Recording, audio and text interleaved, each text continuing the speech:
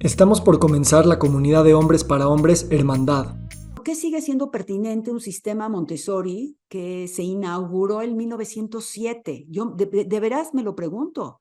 O sea, ¿estaré yo a la cabeza de algo anacrónico?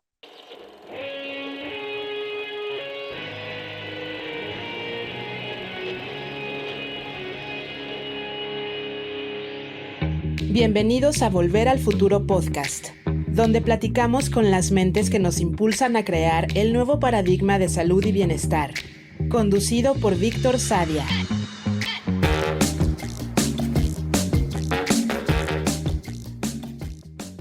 Shifra Sverdlin estudió matemáticas y después se fue por una licenciatura en historia y otra en educación. Tiene estudios en reflexología, liderazgo y varios diplomados y talleres en el ecosistema Montessori. Hoy en día es directora general de la Escuela Beta y Eladim, un Montessori que va desde kinder hasta secundaria en la Ciudad de México. En este episodio platicamos sobre la metodología Montessori y qué fue lo que enamoró a Shifra para dedicar su vida a este proyecto. Hablamos de los procesos de aprendizaje y de observar a los niños como si, en una edad, contienen todas las edades de su vida al mismo tiempo. Hablamos del espacio educativo como un fractal de la sociedad y el planeta y la grandiosidad de las semillas que, por pequeñas que sean, éstas crean toda la realidad. También comparamos la relación del maestro y el alumno con la relación del médico y el paciente y asumimos una corresponsabilidad de posibilitar espacios de sanación, vulnerabilidad y hermandad entre los padres de las familias que conforman un ecosistema educativo. Muy buenos días, muy buenas tardes, muy buenas noches. Hoy nos acompaña Shifra Sverdlin. Shifra, gracias por estar aquí. Muchas gracias, Víctor, por invitarme. A ver, tú estudiaste historia, ¿verdad? Sí, estudié historia después y antes de otras cosas. ¿Qué estudiaste antes? Yo lo que más me gustaba en preparatoria estaba entre dos cosas, matemáticas e historia, eran así como mis polos. Y entonces al terminar prepa dije, bueno, vamos a empezar en matemáticas, estuve 2 años y luego dije, no, no, y entonces lo dejé y me fui a historia. ¿Y por qué Uh-huh. dejaste matemáticas? Porque me costaba trabajo imaginarme a futuro en algo relacionado a lo que estaba estudiando en mi día a día. Uh-huh. Y entonces te fuiste a estudiar el pasado. Me fui a estudiar el pasado, pero sí me imaginaba a futuro en algo que tenía que ver exactamente con el pasado. Ajá. ¿Y qué te imaginabas? ¿Qué me imaginaba? Pues una de las cosas es investigación, me imaginaba docencia, y la docencia es algo que empezó conmigo, creo que desde que tenía 4 o 5 años, esos eran mis juegos. Uh-huh. ¿Y cómo fue tu llegada digamos, al proyecto educativo? ¿Cuánto tiempo después fue de que estudiaste?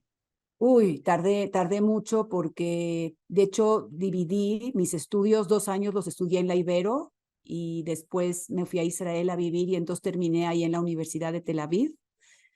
Y de hecho, de ahí estudié reflexología también porque me metí a otro mundo del cuerpo y regresé a México. Y cuando regreso a México, mis hijas entran a una escuela Montessori, que es donde hoy yo trabajo, al colegio Beta y Eladim, y no pensaba trabajar acá, pero se abrió un entrenamiento para ser guía y según me decían, el maestro era un maestro de vida, más allá de un maestro de Montessori que no me lo podía perder. Y me atrapó, sencillamente me atrapó, sin planear mucho. Sí, interesante, ¿no? Como, a ver, matemáticas, historia, reflexología. Tal vez justo eso es lo que queremos de nuestros maestros, ¿no? A lo mejor una curiosidad y una apertura hacia ese futuro. ¿Será eso Mira, que viste cuando te atrapó? yo creo que no me di cuenta en mi vida todo lo que iba coleccionando para el momento en que ya entrara a un ambiente Montessori. Y me la pasé coleccionando. Y otra cosa que me falta y que fue básico para mi docencia fue el que yo pertenecía a un movimiento juvenil tipo Scouts. Y ahí sí me dio un entrenamiento de liderazgo, de compartir, de la parte lúdica. Y sí, todo eso fue una colección de habilidades o de conocimientos que me ayudó mucho a entrar a un ambiente Montessori. ¿Cuál es tu primer memoria o la memoria más marcada que tienes de entender o al menos abrirte ese mundo de lo que es Montessori? No sé si te conté, pero una vez que tuvimos una plática tú y yo, cuando yo estaba en este movimiento juvenil, habíamos montado en la casa donde nos reuníamos una exposición, ¿no? Entre todos, y entonces invitábamos a niños de diferentes escuelas a venir a visitar. Y era un relajo, ¿eh? Porque los niños lo veían como, "Ah, qué rico faltar", no les interesaba nada, hasta que me tocó un grupo del Colegio Beta y Eladim que yo no entendía que había niños que entraban caminando, callados, con curiosidad de observar y de escuchar, y aparte nos hacían preguntas. Y entonces yo dije, ¿qué es esto? ¿De dónde salieron estos niños? Ese fue el primer encuentro que yo tuve con niños que venían de un colegio Montessori.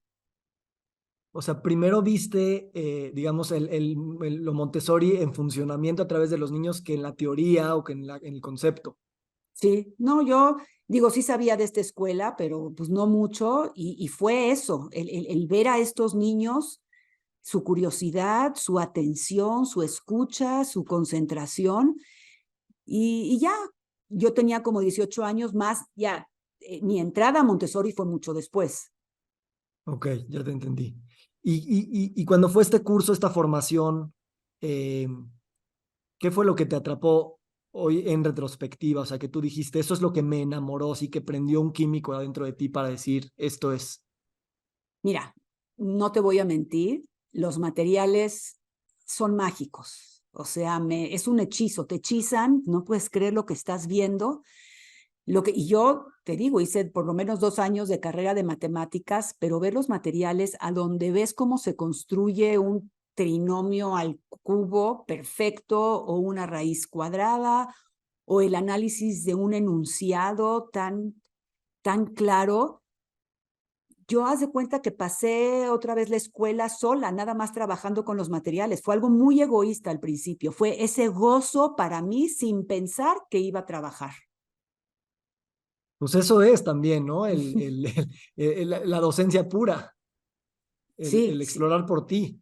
fue una emoción. Y otra cosa es, sí, esa persona que trabajó con nosotros, que nos dio el entrenamiento, que finalmente todo el tiempo sentías que los aprendizajes te caían. Él no te enseñaba nada, era todo te iba cayendo, incluso a nivel social, porque también el grupo este, jugó un papel muy importante. Es como los niños, ¿no? Lo que aprenden en sociedad. Entonces nos pasaba lo mismo que a los niños. De repente habían, pues, gente que no te caía tan bien. Entonces yo me acercaba de repente y le decía, oye, de verdad, no quiero trabajar con esta persona, hoy vengo así. Ah, ok, perfecto. Y me tocaba trabajar con esa persona. O sea, ya luego aprendimos que no hay que pedir ese tipo de cosas porque no sirven de nada. Quizás estoy pidiendo lo contrario. Entonces, el encantamiento empezó por los materiales, pero sí siguió con esta parte humana de la dinámica que se da en un ambiente Montessori e idealmente en cualquier ambiente humano, ¿eh? Me encantaría que eso sucediera en cualquier ambiente humano. ¿Qué hacía esta persona para ser docente desde un lugar? ¿Cómo estructuraba sus talleres para que esto pueda suceder? Mira, sí tenía mucha claridad, muy organizado, muy estructurado, pero de una manera que yo no sentí nunca rigidez, ¿no? Y siempre había tiempo, había más, ahí sí había más tiempo que vida. Y teníamos que aprender muchas cosas. Yo no entiendo cómo pudimos meter todo, pero nunca sentí que él tenía prisa, que esta persona tenía prisa. Y esa es una cosa. Y la otra, ante todos los problemas que nosotros veíamos así como hasta insolubles, era así, haz de cuenta una mirada como que me estás viendo ahorita, decir, claro, lo entiendo, y ya sabías que te estaba dando el avión, ¿no? Era nada más un espejo que te reflejaba y te decía, sí te escucho, ¿y qué vas a hacer con eso? ¿No? Te escuché, ¿qué vas a hacer tú con eso? Y esa es otra cosa que me encantó de él. Uh-huh. ¿Te daba el avión o realmente es tu manera de decir, a lo mejor no estaba pensando en lo mismo, pero me regresaba a mí lo que yo necesitaba oír y Al escuchar? principio, cuando lo empezábamos a conocer, parecía que te daba el avión. Mm. Y ya después te diste cuenta que sabía perfectamente lo que estaba haciendo. Ahora, eso no quiere decir que no te sostenía en momentos que te tenía que sostener, ¿no? Yo te sostengo cuando veo que de verdad me necesitas, pero cuando me quieres, no necesariamente te voy a sostener, ¿no? Hay un principio en Montessori, creo que tú lo citas en algún lugar, ¿no? Dice que creemos en la filosofía Montessori que todas las cosas se desarrollan por sí mismas y por sí mismas, y que no podemos hacer nada para poder interrumpir o desarrollar eso. Y darte el avión tal vez es un poquito eso, es saber que tú estás en tu propio proceso, ¿no? Pues sí, porque hay veces nos da la prisa y quieres que la gente te resuelva, ¿no? Y eso es lo que hay que tener mucho cuidado también, inclusive entre adultos y con los niños muchísimo, porque quieren que les resolvamos, pero si tú entrenas esta parte desde que son pequeños, ojalá que lo que pase a futuro es que estos seres no estén queriendo que otros les resuelvan su vida. Sí que lo sostengan hay veces, pero que se sientan con esa seguridad y confianza de está en mis manos. Y hay veces necesito confiar en eso de que sí está en mis manos. Y qué potente esto que dices de la sensación de que sí hay tiempo, ¿no? Porque mucho esta idea de que está en mis manos y de que necesito una respuesta o que alguien me resuelva, viene por esta creencia de no tener tiempo y también de no soportar la incomodidad de pasar tiempo en la incomodidad. Exactamente. Es que acá, lo que acabas de decir de la incomodidad, hay otra frase que alguien nos decía acá, que pues sí, hay veces generas malestar también. Al educar como papás y como docentes, se genera cierto malestar y hoy en día es difícil entender que uno no es que tiene que aceptar todo lo que pase, pero en lo que haces, parte de lo que haces te va a generar malestar, pero el camino es un poquito más largo, ¿no? Más allá. Y de hecho, mientras que me lo decías, cuando me preguntaste esos momentos de esa persona, los docentes muchas veces nos vamos con la idea de que el problema está en el niño y nos vamos hasta más allá. El problema está en los papás, ¿no? Y cómo los educan y si fueran otros papás. Entonces, en mi primer año casi de prácticas, tuve un tema con un niño y verdaderamente la respuesta de los papás sí me enojaba y todo. Y entonces llegué con Alfonso y se llama Alfonso, ya dice que es su nombre. Se me ocurre decir una frase así como, el verdadero problema de este niño son sus papás. Mejor le iría que no. Dice, ni termines la frase.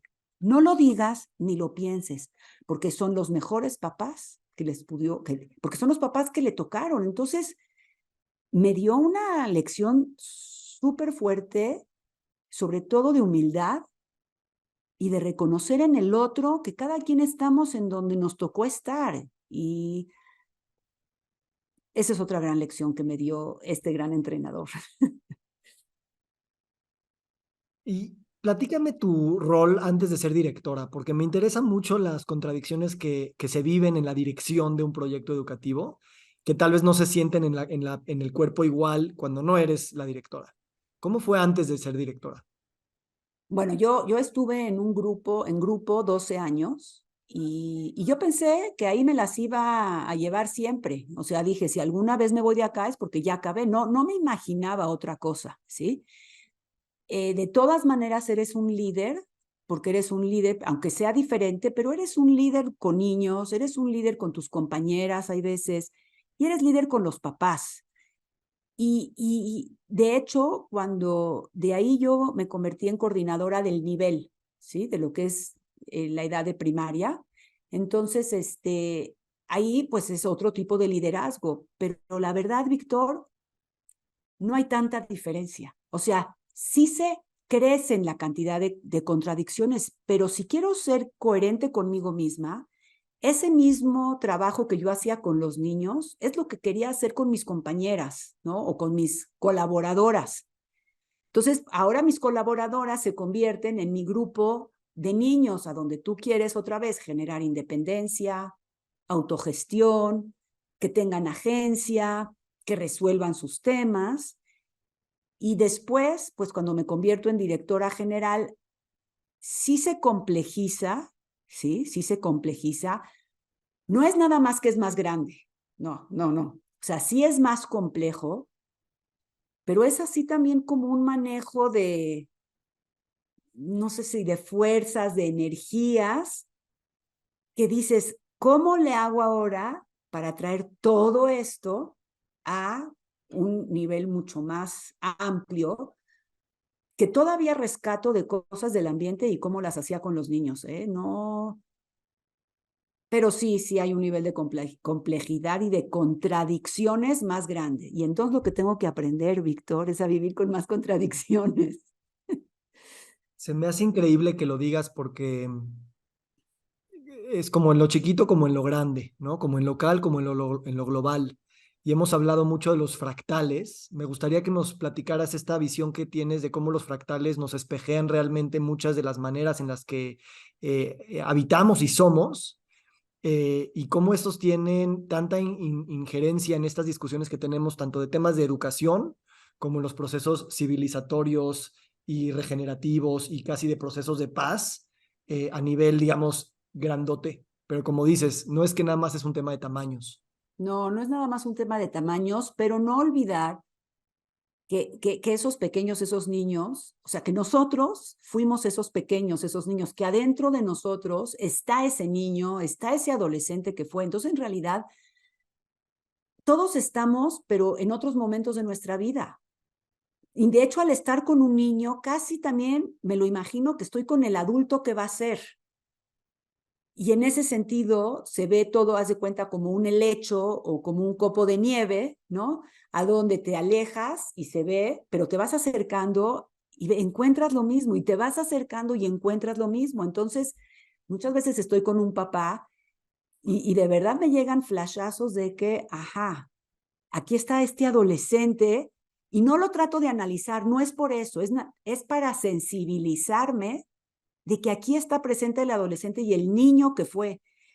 Y al revés, cuando estoy con el niño, digo, Shifra, estás con el niño y con el adolescente que va a ser y el adulto, no lo veas nada más. O sea, sí velo en donde está hoy, pero va a estar en otros lugares. Entonces, es como alguien me acaba de decir, no es una carrera de 100 metros, es un maratón largo, y eso me ayuda, hay veces, a moverme en esas dimensiones de lo pequeñito y lo cada vez más grande y más complejo.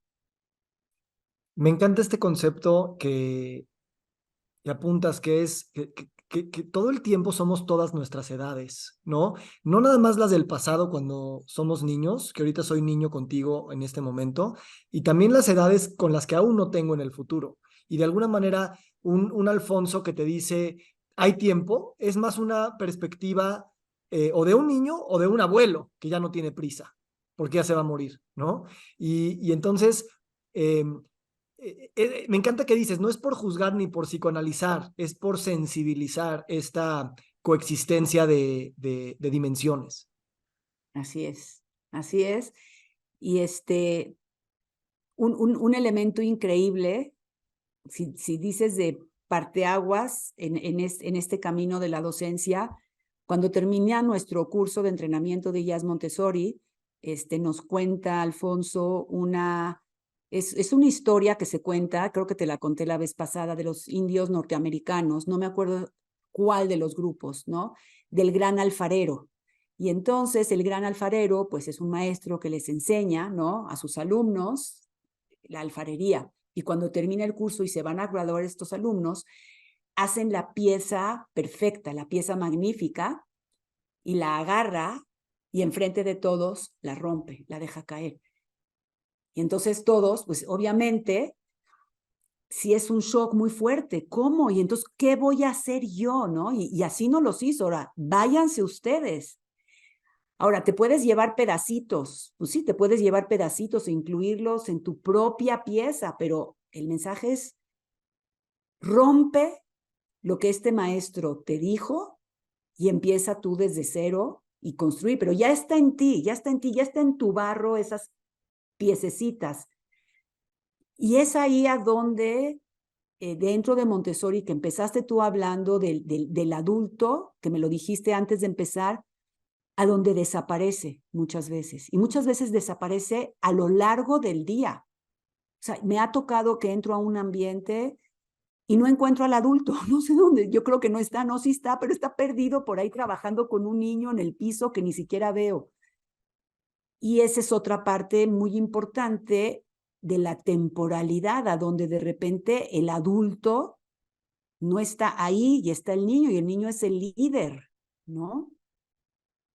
Esto es muy resonante con temas de este podcast porque hablamos mucho de la horizontalidad. En este caso hablaste del maestro y el alumno, pero lo hablamos mucho en el médico y su paciente, o el padre y el hijo, ¿no? Y cómo, claro que la jerarquía nos ayuda a sostener muchas cosas y ser adulto es muy importante, pero también al mismo tiempo es regresar a esa horizontalidad, ¿no? Yo lo veo no nada más en la paternidad y en la medicina, también en la política, ¿no? El cómo la jerarquía nos pone ciertas expectativas de cómo se debe de hacer, y esas mismas expectativas nos están bloqueando ese proceso creativo y co-creativo que dos personas siempre pueden aportar independientemente de su experiencia, su edad y su puesto. Y ahorita digo, no sé si yo lo dije, pero si lo dije también me corrijo. De hecho, el docente, el adulto, le voy a llamar adulto, ni siquiera docente, el adulto que está en un ambiente Montessori se le llama guía, porque, porque no venimos a enseñar nada, es la interacción con el ambiente y con los otros niños y compañeros, ¿no? Que se va a dar el aprendizaje a todos los niveles, ¿no? Y de hecho, quiero hacer un comentario de lo que es la comunidad de adolescentes, que es la secundaria, así se le llama, que tenemos aquí en la escuela. Ahí los adultos, el propósito es de que sean diferentes ejemplos de posibilidades de ser adultos a futuro. Entonces, esa es su principal tarea de tener adultos en una comunidad de adolescentes, y variada, que yo pueda reconocerme en alguno de ellos, quizás en ninguno, ¿no? Pero por lo menos tengo varias opciones, del que es organizado, del que es mucho más estricto, ¿no? O del que es más libre, del que es a lo mejor de izquierda, del que es a lo mejor de derecha. Entonces, ese es el papel también de un adulto dentro de la escuela, en el que digas, ¿con quién me reconozco y por dónde podría yo irme? Se me hace muy potente esta propuesta porque la primera infancia necesitamos identidades sólidas para poder copiar y para poder decir Exacto. yo soy eso y necesito esa pertenencia y esa identidad. Pero luego, parte de los errores, a mi manera de ver, del sistema educativo es que cuando vas a salir de la escuela, todavía se hace más chiquito ese molde y es, pues vas a ser ingeniero y así es como funciona, o vas a ser matemático y así es como funciona, y el rol, la identidad se vuelve muy, muy, muy específica, y que tú antes de salir de la escuela digas, hay varios roles, varias posibilidades, varias diversidades, y todas estas formas son formas necesarias de vida. eh, es precisamente ese momento en el que el alumno puede romper la pieza de barro y quedarse con la identidad que ya construyó, pero también para moldear una nueva. Ahora, no creo que me contradiga, pero ahorita que te estoy oyendo, me llevaste a mis años de preparatoria y un poco de secundaria, y definitivamente, incluso en un sistema tradicional en el que yo estuve, la elección de mis dos carreras, matemáticas e historia, tuvo que ver con dos personas. O sea, no es algo que, o sea, la docencia sí la tenía desde pequeña, pero el tema de matemáticas e historia definitivamente tuvo que ver con dos personalidades a las que yo admiré y dije, sí, por ahí me quiero ir. Entonces, pues sí, esto sucede en diferentes espacios, ¿no? ¿Sabes cuáles son los roles que yo empiezo a admirar más? Eh,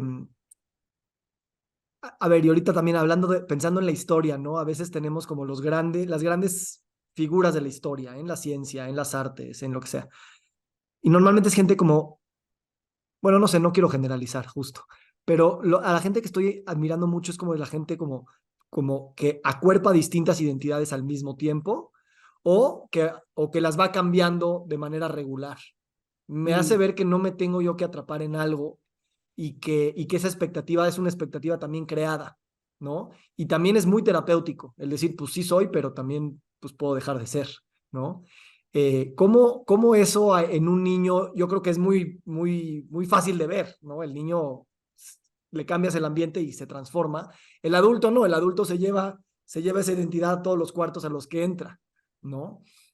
¿Cómo ves ese proceso? No, bueno, es que lo veo desde los pequeñitos, cómo nos cuentan los papás que llegan a la casa y se comportan exactamente como el adulto que está en su salón. Lo repiten, lo copian, acomodan sus cosas como las acomoda y ellos dicen, es que así se hace, porque así dice él. Y de verdad lo encarnan, ¿eh? en su cuerpo. Va pasando el tiempo y es delicioso ver cuando al revés, cuando unos todavía sí, pero si no les resuena ese adulto, pues para nada, ¿no? Y hay veces hasta niños que chocan con esos adultos, pero que no chocan, hay veces se malinterpreta, pareciera que no es un buen maestro, ¿no? Pero hay un tema de caracteres y de personalidades. Y es interesante ver cómo lo resuelve. Es más responsable el adulto que el niño para resolverlo, ¿no? Pero ahí sí tenemos el adulto, los adultos que somos una responsabilidad de reconocer eso que le está pasando al niño y trabajarlo con él. Cuando ya llega a la adolescencia, también por eso ahí tiene que enfrentarse, no puede trabajar con una sola persona, sería muy difícil porque ahí sí, si le pegas, muy bien, pero si no, entonces por eso pasa a lo largo del día con tantas personas y entonces él pues va transitando. Y es, de hecho, muy importante también trabajar la parte cuando un adulto le cuesta trabajo. Y eso hay veces, pues sí, a los papás les cuesta trabajo porque quisieran, ya saben, es cuando pide cambie, quiere cambio, porque no, vamos a trabajarlo y ver, porque eso es lo que va a pasar en la vida adulta, eso es lo que pasa arriba en la sociedad, digo, afuera, somos un laboratorio muy contenido, muy cuidado, pero hay que enfrentar también a nuestros hijos a experiencias más complicadas, ¿no? Eso se me hace tan poderoso, tan fácil para nosotros pedir cambios, ¿no? Y realmente el problema nos persigue a pesar de que cambiemos algunas cosas en las estructuras. Y esto lleva mucho a este tema de la vulnerabilidad, ¿no? Cómo a veces pensamos que educamos para no ser vulnerables en muchos sentidos, para tener las cosas resueltas, para poder ganar dinero, para poder estar en el mundo de los adultos, etcétera, pensando que eso nos va a volver invulnerables. Eh, ¿cómo, ¿Cómo tú, a ver, como directora, has centrado este tema de la vulnerabilidad y cómo eso se espejea en tu equipo y en tu relación con los papás y con los alumnos? Eh, ¿Cómo eso profundiza las relaciones y por lo tanto el proceso de aprendizaje? Mira, yo siento que estás tocando el tema famoso de lo que es como inteligencia emocional, ¿sí? A lo mejor no lo quiero usar como un concepto muy limitante, pero es un tema empezar a trabajar las emociones de uno mismo. Y una de las cosas que sí nos damos cuenta en la escuela es que si no trabajamos con los adultos primero, como adultos, es muy difícil. Nosotros todos transferimos lo que tenemos a los niños, ¿no? Nuestras dificultades, hay veces nuestros complejos, nuestras frustraciones. Y si es una responsabilidad muy grande, digo, no tenemos que ser adultos perfectos, pero creo que una escuela tiene que dedicarle tiempo y recursos para trabajar esta parte entre los adultos y entonces se toca el tema de la vulnerabilidad, que una forma de trabajarlo también es haciendo, o sea, con el ejemplo y que alguien como yo en la escuela, si yo no trabajo mi vulnerabilidad y no me abro ante la gente, es muy difícil que yo pida que eso suceda para abajo. Entonces es algo que viene como en cascada. Eso sí tiene que venir en cascada desde la gente de los puestos de liderazgo hacia abajo, para que un niño, es como en una casa, ¿no? Si un papá y una mamá no lo trabajan con sus hijos, es más difícil que el hijo lo viva de esa manera. Entonces, ese es el tema. Sí hay que dedicar tiempo, hay que dedicar recursos a este tema.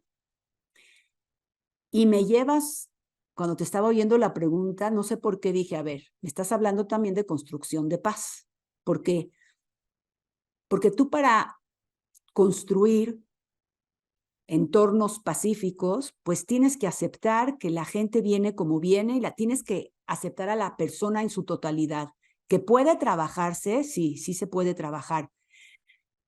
Pero este tema que estás tocando de la vulnerabilidad y de la parte emocional es indispensable para que un lugar como la escuela pueda construir relaciones sanas, relaciones que te permitan llegar al aprendizaje. O sea, un niño, si no está en un entorno así, es más difícil que aprenda, definitivamente.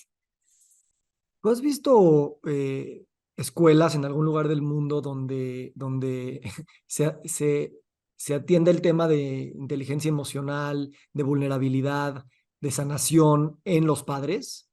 Eh, yo ahorita pienso, ha habido algunos conflictos en la escuela ahorita en la que estamos, y más que conflictos, conozco a las personas, como somos todos adultos, y digo, a ver, necesitamos estar hablando nosotros de nuestros traumas, necesitamos hacer talleres de sanación entre nosotros, los papás, y no por conflictos de la escuela, sino porque lo que traemos de bagaje, ¿no? Y simplemente porque la escuela es un ecosistema.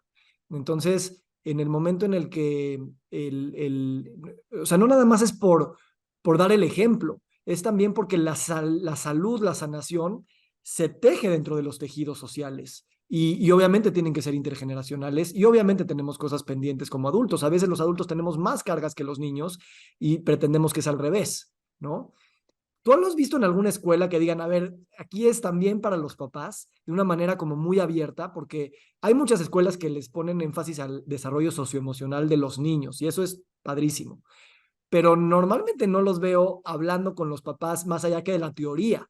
No los ponen a practicar esta salud socioemocional a los papás.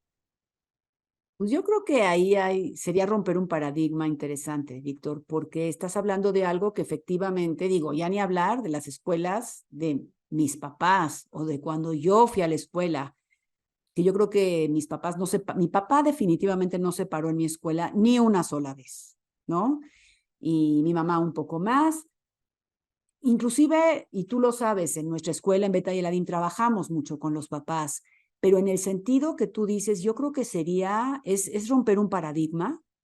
No conozco a fondo, o sea, sí conozco escuelas que han ofrecido trabajos en este área, pero te diría que es de forma electiva, ¿no? Es muy difícil con adultos tú como escuela llegar a decirles es que lo necesitan hacer, se percibe invasivo, ¿no? Y bueno, no sé, a lo mejor yo tengo que romper un paradigma en mí misma también. Si yo me planteara hacerlo, sería en un esquema reducido de quien quiere, ¿no? Y te voy a decir que hay veces con que un grupo reducido lo haga, puede tener un buen impacto, ¿eh? Claro. No tienen que ser todos los papás.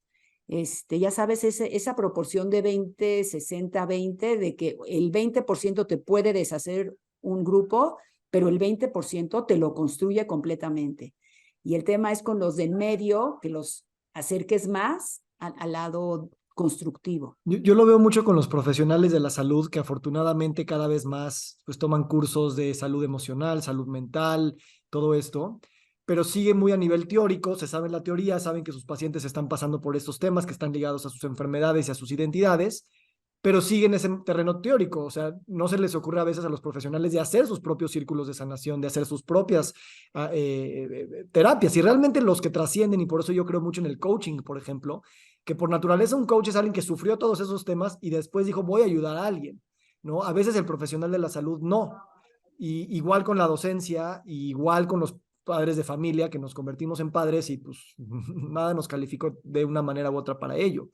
Y yo creo que es una rotura de paradigma, pero al mismo tiempo es algo que el paradigma actual nos está pidiendo a gritos, al menos para experimentar, porque si bien tenemos miedo de proponer esto, ¿no? Pues qué van a decir, o no hay tiempo, o nos van a creer muy hippies o lo que sea, eh, realmente somos adultos con arrugas, con canas, con cuentas bancarias y con coches, heridos caminando en la calle, todos.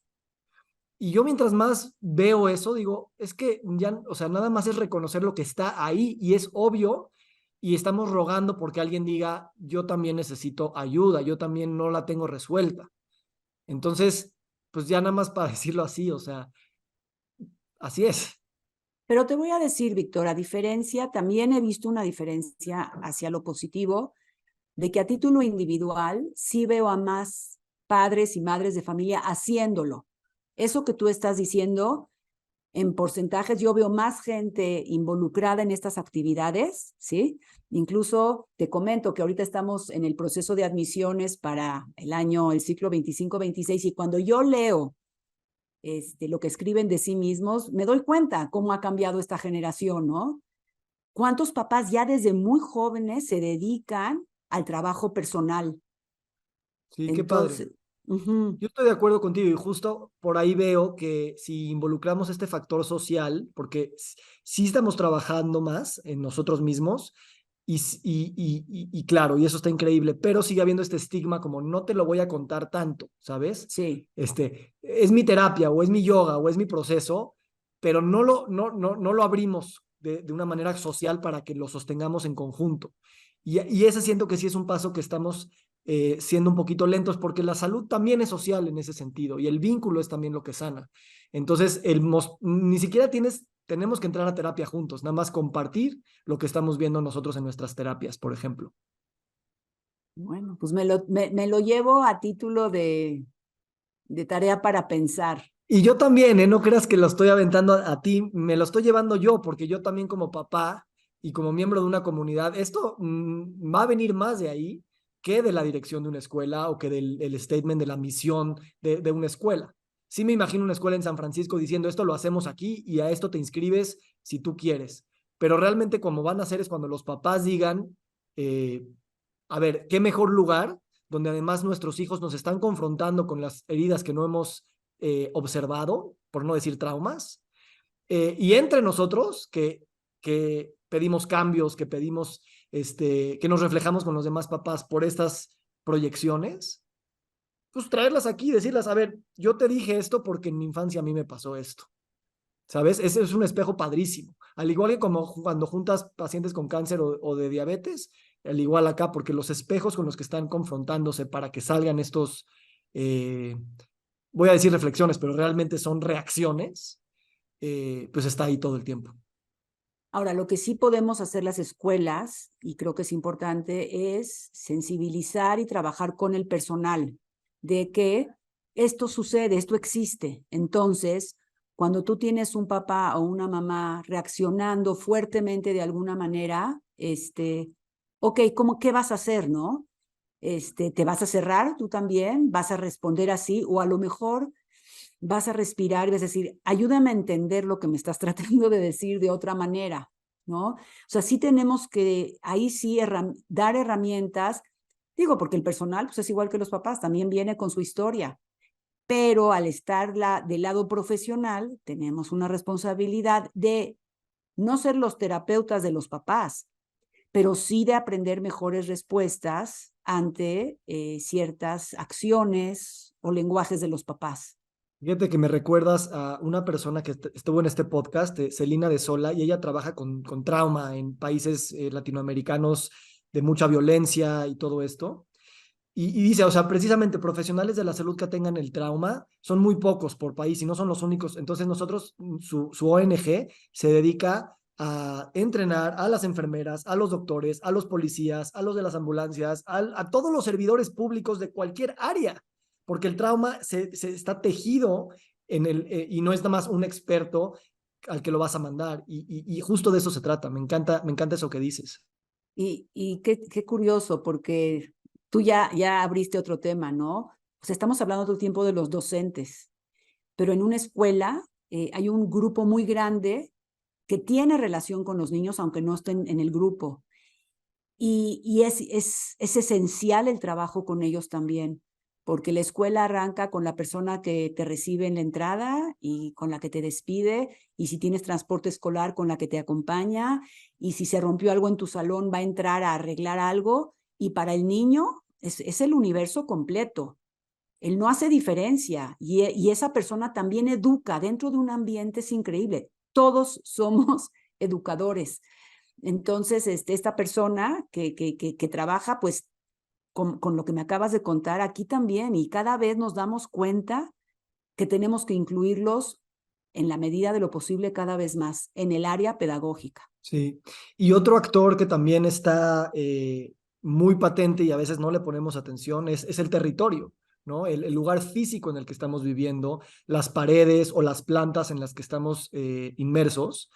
Y no nada más es como ejemplo, mira, te voy a enseñar a plantar una planta de frijol para que veas cómo crece.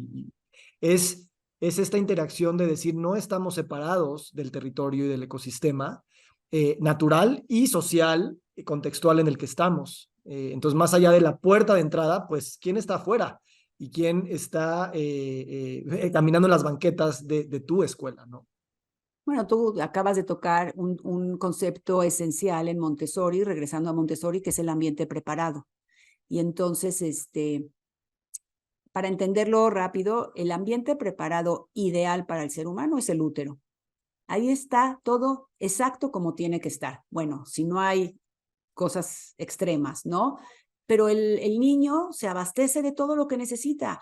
El clima está perfecto, nunca le da frío, nunca le da calor, y él sigue desarrollándose en ese ambiente preparado que le da todo. Su interacción con ese ambiente es lo que lo hace crecer. El segundo ambiente en ideal es la naturaleza.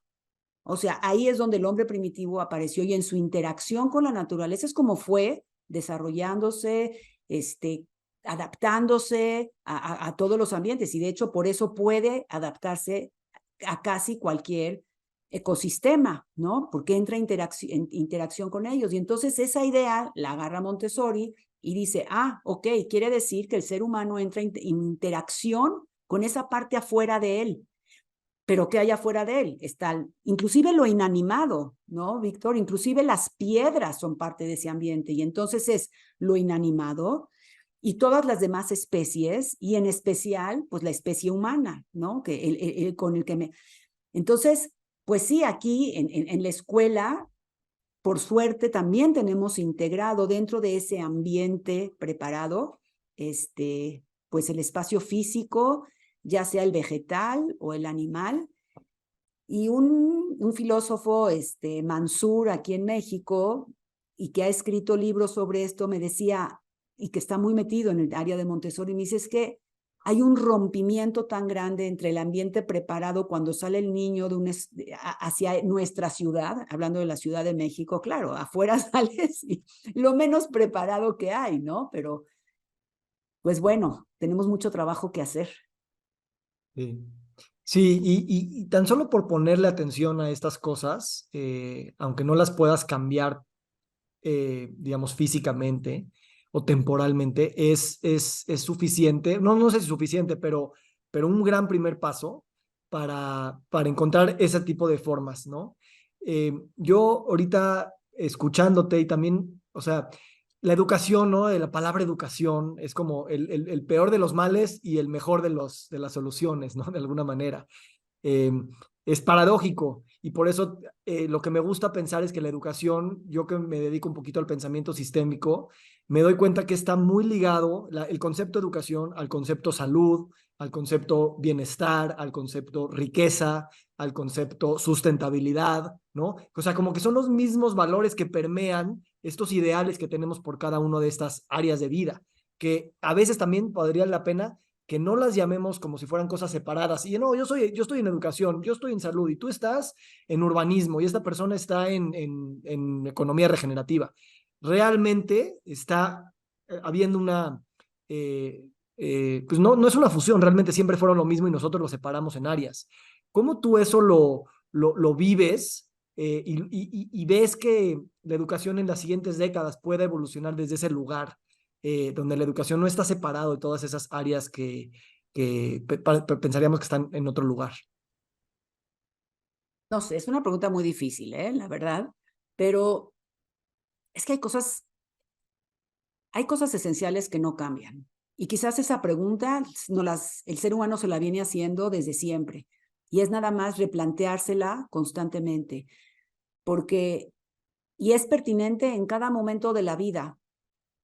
Hay, por ejemplo, en educación, pues hay cuestiones tecnológicas que han cambiado, que se han movido, que decir la inteligencia artificial y cómo la incluimos y cómo no la incluimos.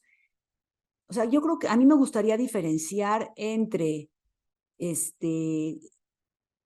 no sé, entre avances que tiene la sociedad en el área tecnológica, que son muy importantes, ¿no? O en el área científica, que también son sumamente importantes y que impactan en el área integral del ser humano, pero por otro lado, o sea, ¿por qué sigue siendo pertinente un sistema Montessori que se inauguró en 1907? Yo de veras me lo pregunto. O sea, ¿estaré yo a la cabeza de algo anacrónico? Pero sigo acá porque justamente veo cosas en el fondo, en la base, estructurales, que me hacen sentido aún hoy en 2023. Y yo creo que sí van a tener sentido también en 2050, ¿sí? Pero sí tenemos mayor conciencia. Por ejemplo, o sea, no puedo comparar. Hoy los niños aquí en nuestra escuela, si se van a un campamento, es increíble cómo traen su protector solar y a muchos no hay que decirles, o sea, para ellos o el cuidado del agua, ¿sí? O eso es algo que niños hace 40 años no lo tenían, definitivamente no lo tenían. Pero si entendemos que el niño se tiene que adaptar, el propósito de la educación es que un niño se adapte a su sociedad en el buen sentido, ¿no? No, o sea, no se trata de adaptarte a todo lo que hay, no. Pero si estos niños van a crecer con una conciencia diferente, y ahí es donde lo que va cambiando, Víctor, es el nivel de conciencia de nuestro planeta. Y no dudo que ese nivel de conciencia ciertas personas en el pasado remoto también lo tenían, pero creo que a nivel generalizado sí hay niveles de conciencia que van creciendo. Y bueno, sí tenemos una responsabilidad de la escuela de meternos a ese canal, no por mercadotecnia, no para tener más alumnos, sino para ser más congruentes con nuestra labor. Sí, sabes, en educación como en todo, hay como ¿cuál es el mejor método? ¿No? Que si Reggio Emilia, que si Waldorf, que si Montessori, que si yo qué sé. Y es igual, ¿no? En la medicina, ¿no? Que si la alopática, que si la funcional, o sea, y realmente creemos que vamos a construir un sistema que domine a todos los demás, que sea el bueno, ¿no? Y partimos desde esa premisa en vez de decir, a ver, ¿qué es lo que sí está funcionando? ¿Qué es lo que es atemporal? ¿Qué es lo que... Y ese tipo de cosas, o sea, el cambio de paradigma no es saltarte a otra cosa, es evolucionar consciente y co-creativamente el paradigma que tengas en el que estás iniciando, ¿no? Y creo que eso es algo también muy poderoso porque a final de cuentas eso es lo que quieres transmitir en educación. Y tú hablas de adaptabilidad. Yo nada más aquí agregaría que es adaptabilidad, pero también esta capacidad de creación de la sociedad o del mundo que heredamos, pero que también podemos nosotros transformar y que mucho del paradigma educativo de pues no sé desde cuándo, pero por lo menos desde la revolución industrial, que es adaptar al humano a la sociedad que se quería pues tener, ¿no? Y funcionó muy bien, la verdad, es un gran sistema, pero ahora pues, tenemos nuestras propias contradicciones y no suficientes personas que creemos que podemos cambiar el mismo sistema. Mira, hay un concepto que María Montessori maneja muchísimo, que es la imaginación, ¿sí? Es una de las potencialidades del niño. Y de hecho, ella lo coloca que es el periodo donde la gestación es más fuerte es de 6 a 12 años. Es una de las características de ese año, de esa edad. Pero ¿a qué se refiere con imaginación? Y es exacto lo que acabas de decir. La imaginación es partiendo del conocimiento de una realidad, haz de cuenta que lo metes a una caja mágica y se transforma en la creatividad de algo que no existía antes, ¿no? Entonces es un proceso y por eso mucha gente nos cuesta hay veces entender por qué María Montessori hablaba en contra de la fantasía, ¿sí? Más bien hacía la diferencia con la fantasía, porque en la fantasía te puedes quedar ahí, sales y ahí te quedas y estás en un mundo y lo recreas y recreas, puede ser, pero la imaginación es diferente, ¿sí? Es, de hecho, partir de algo real y sí, te lo llevas acá y tu imaginación y tu creatividad y en qué lo puedes aterrizar creativamente. ¿Cómo esta plática, yendo hacia, digamos, un cierre, Shifra, gracias por esto, esta plática de hoy y este estado en el que nos encontramos te ayuda a imaginar el, el vivir ahorita en estas semanas que han sido tan complicadas eh, y tan inciertas y tan dolorosas? ¿Cómo la imaginación en este estado te ayuda a ver esto que estamos viviendo, tanto en tu nivel personal, familiar, escolar o mundial, como tú quieras? Mira, primero te quería decir que el abrirnos a escuchar a gente de generaciones más jóvenes, a los que, por ejemplo, el escucharte a ti ahorita, ¿no? El estar en esta conversación contigo y mañana quizás con un papá un poco más joven, ¿no? Escuchar es una herramienta súper poderosa que tiene que ver con observar, ¿no? Observar y escuchar y no cerrarnos, porque pues sí, yo podría cerrar aquí y estar pensando y otra vez no va a llegar a algo creativo. Eso te lo quería decir ya desde antes y en ese sentido agradezco muchísimo esta conversación, ¿no? No está fácil esa parte de la imaginación ahorita, porque ahorita estamos muy en la operación con estas semanas que están sucediendo y de hecho hemos dedicado mucho espacio y mucho tiempo a hablar mucho con nuestra gente, con nuestro personal, con adultos que unos puede ser mal informados, otros informados, pero o sea, hacia algún lado, hacia el otro, nos ha ayudado mucho a actuar y decir, tenemos que seguir adelante, hay que cuidar ciertos criterios de seguridad, eso sí hemos modificado, pero tenemos que seguir actuando porque esto va a seguir y vamos a llegar a otro momento, ¿no? Entonces, para yo poder llegar a otro momento, no puedo desatender sobre todo a jóvenes y niños que no se repite su momento de vida. O sea, yo en cuestión de desarrollo, este año y en 6 meses y en un año voy a ser más o menos la misma persona. Ellos no. El que tiene sus 5 años es hoy, no va a volver a tener 5 años. Y hay cosas que suceden en este momento y no se van a poder repetir. Entonces, nos ayuda a estar trabajando en el día a día, atendiendo sus necesidades y sabiendo que estamos trabajando en diferentes realidades al mismo tiempo. Estamos apuntando, sabemos que vienen los 50 años de Beta y Eladín, sabemos que vienen, no sé, que viene el futuro y sí tenemos que estar esperanzados.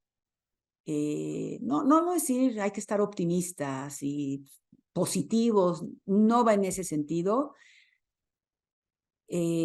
Ayuda mucho el contacto humano, el abrir puertas, el escuchar. Ayuda mucho poner manos a la obra, definitivamente usar el cuerpo. No sé si respondí con una cosa mágica a tu pregunta, pero es estar en el presente y saber que sí va a venir un futuro mejor, pero está muy difícil ahorita, definitivamente.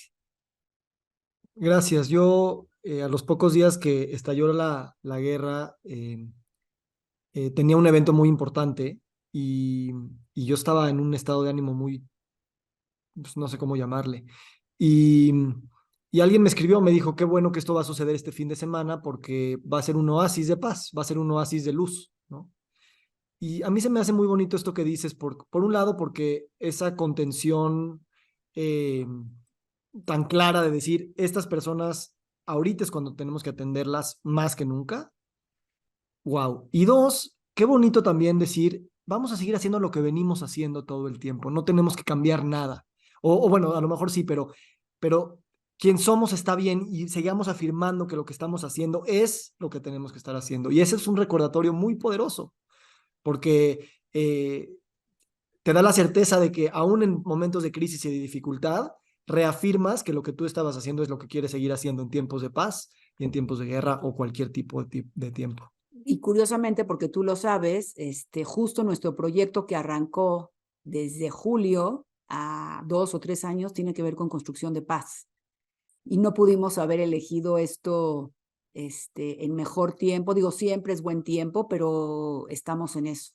Pero eso me encanta porque se eligió antes de este gran conflicto. No es una respuesta, es algo que ya sabíamos que necesitábamos. Y eso es algo bien profundo que vale la pena apuntar, porque van a venir buenos tiempos y tenemos que recordarnos que en los buenos tiempos es cuando se construye la prosperidad y la paz, y no nada más en la respuesta de las crisis, que son las que tradicionalmente nos hacen crecer, pero ¿por qué no elegirlo cuando estamos en momentos de mayor estabilidad? Además de que nuestro sistema está mucho más abierto para poder ser creativo que cuando estamos en sobrevivencia por la crisis. Totalmente. Y qué padre este tipo de conversaciones porque cumplen varios objetivos, y uno de estos objetivos hoy para mí, te digo, es otra vez replantearme, reacomodar. O sea, cuando esta conversación no va a acabar cuando apagues el micrófono, para mí, me imagino que para ti tampoco, pero me dejas tarea. Así que muchas gracias. No, al contrario, gracias a ti nos hemos acercado de una manera muy genuina y muy generosa, y aprecio mucho tu trabajo. La verdad, como directora, sé que te enfrentas todos los días a un sinfín de cosas pequeñas que parecen irrelevantes, o que a veces dices, no me debería quitarle el tiempo porque a mí me gusta filosofar sobre lo que es Montessori, la educación y el futuro, pero veo en ti esa luz de imprimírselo en las cosas pequeñas y en las cosas grandes, sin darle una distinción y sin pensar que una es más importante que otra. Y justo esa es la conciencia con la que yo veo que el mundo se construye. Entonces también a mí yo te agradezco porque me recuerdas eso, que a veces no puedo yo escoger lo que tengo enfrente, pero puedo llegar con la misma actitud a lo que sea que está ahí. Oye, nada más regresando de cómo trabajamos con las mismas personas en diferentes tiempos. O sea, la primera vez que te conocí seguías en esta escuela. Entonces esa temporalidad es tan mínima, ¿no? Sí. Tan mínima. Tan mínima, y también a veces traer estos tiempos cósmicos a la pequeñez, ¿no? De la vida humana en tamaño y en tiempo. Así es. Y por eso una diferencia, no sé, tú me llevas, no sé, 15 años, 20 Muchos años. años. Ajá. Más. No es nada, realmente no es nada. Y al mismo tiempo es mucho. Sí, Entonces es bien bonito recordar que son las dos al mismo tiempo. Aparte Y eres tú muy ahorita me simpático. dijiste por ahí, voy a hablar con papás más jóvenes que tú. Y yo dije, ay, cabrón, ¿quién? Ya sabes, pero sí. Sí, ya hay. Sí. Bueno, pues muchas gracias, Víctor. Gracias y a ti. felicidades. Felicidades, te quiero mucho y aquí estamos caminando. Igualmente. Ok, bye. Bye, bye.